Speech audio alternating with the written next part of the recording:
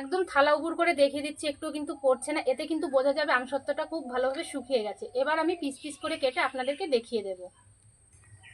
প্রথমে একটু আমি থালার চারি সাইড দিয়ে এভাবে ছাড়িয়ে নেব, তাহলে কিন্তু আমসত্ত্বটা খুব ভালোভাবে উঠে আসবে।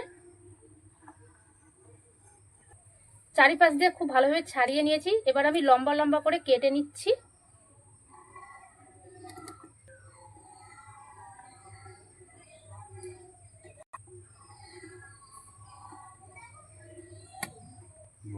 এবার আমি রোল করে তুলে নেব। প্রথমে মাথার থেকে একটু ছাড়িয়ে নিচ্ছি, এইভাবে মাথাটা একটু মুড়িয়ে নিয়েছি। এবার রোল করে তুলে নিচ্ছি।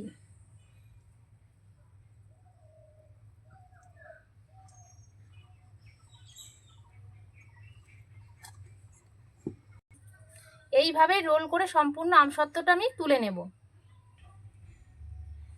আমি আর একটা রোল করে তুলে নিয়েছি। নমস্কার বন্ধুরা, রিনা কিচেনে সবাইকে স্বাগত জানিয়ে শুরু করব আজকের ভিডিও। আজকের ভিডিওয় আবার একটা রেসিপি নিয়ে চলে এলাম আপনাদের সামনে। আজকের রেসিপি হবে আমসত্ত্ব। আপনারা প্রথম থেকে শেষ পর্যন্ত এই রেসিপিটা দেখবেন, আর দেখার পরে যদি আপনাদের ভালো লাগে লাইক কমেন্ট শেয়ার করবেন। আর পাকা আমের খুব সহজেই কিভাবে বাড়িতে আমসত্ত্ব তৈরি করতে পারবেন সেটাই আজকে দেখাবো এই ভিডিও। এইখানে আমি নিয়ে নিয়েছি পাকা আমের রস।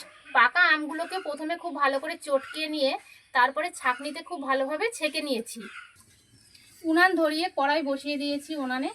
এবার আমি পাকা আমের রসটা কড়াইয়ের মধ্যে ঢেলে দিচ্ছি।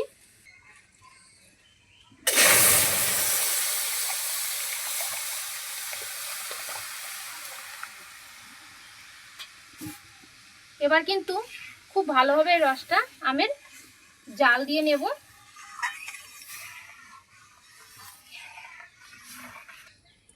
আমের রসটা কিন্তু চারি সাইড দিয়ে খুব ভালো করে ফুটে উঠেছে।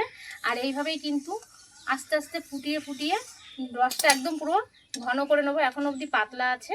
ঘন করার পরেই কিন্তু এই আমসত্ত্বটা তৈরি করে নেব।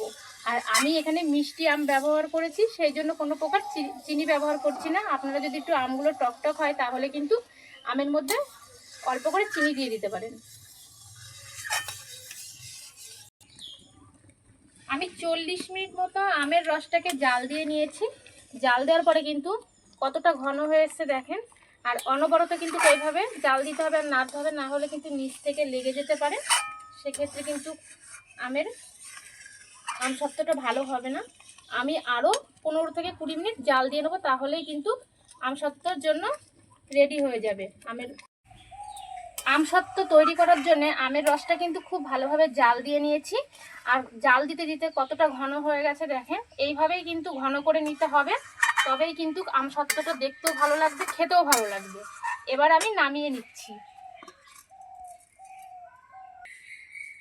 আমসত্ত্বটা। এবার আমি থালার মধ্যে ঢেলে নেব। তার আগে থালার গায়ে একটু সর্ষের তেল লাগিয়ে নেব, তাহলে আমসত্ত্বটা যখন তুলবো থালা থেকে অনায়াসে থালা থেকে উঠে আসবে। প্রথমে আমি দিয়ে দিচ্ছি থালার উপরে সর্ষের তেল।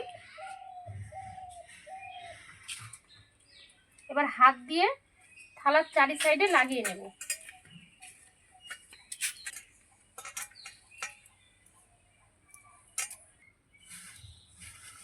আমি একটা থালাতে লাগিয়ে নিয়েছি সর্ষের তেল, আমি আর একটা থালাতেও এইভাবে সর্ষের তেল লাগিয়ে নেব। তেল লাগানো থালার মধ্যে এবার আমি আমের রসটা ঢেলে দিচ্ছি।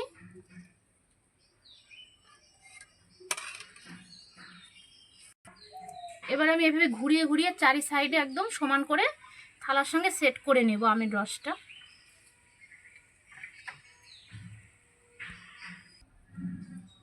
দুটো থালার মধ্যে কিন্তু আমি সম্পূর্ণ আমের রসটা ঢেলে নিয়েছি। এবার রোদে কিন্তু খুব ভালোভাবে শুকিয়ে নেব।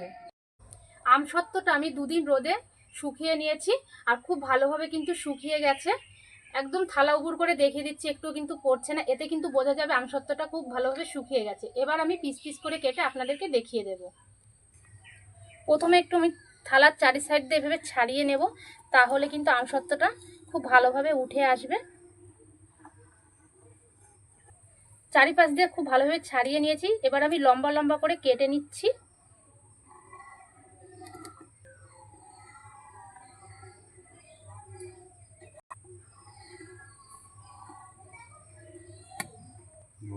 এবার আমি রোল করে তুলে নেব। প্রথমে মাথার থেকে একটু ছাড়িয়ে নিচ্ছি, এইভাবে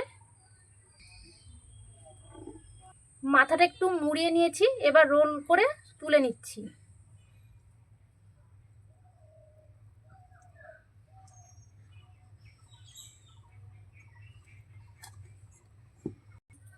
এইভাবে রোল করে সম্পূর্ণ আমসত্ত্বটা আমি তুলে নেব। আমি আর একটা রোল করে তুলে নিয়েছি। কিছুটা আমসত্ত্ব রোল করে নিয়েছি আর কিছুটা আমসত্ত্ব চৌকো করে কেটে নিয়েছি। আজকের আমসত্ত্বের রেসিপি যদি আপনাদের ভালো লেগে থাকে বন্ধুরা, ভিডিওতে লাইক করবেন, কমেন্ট করে জানাবেন আজকের রেসিপি আপনাদের কেমন লাগলো। ভিডিওটা সবার কাছে শেয়ার করবেন। পরবর্তী ভিডিও পেতে চ্যানেলটিকে সাবস্ক্রাইব করে আমার পাশে থাকবেন। ভিডিওটা আমি এখানে শেষ করছি। আবারও দেখা হবে নতুন একটা ভিডিওর সঙ্গে। ভালো থাকবেন, সুস্থ থাকবেন।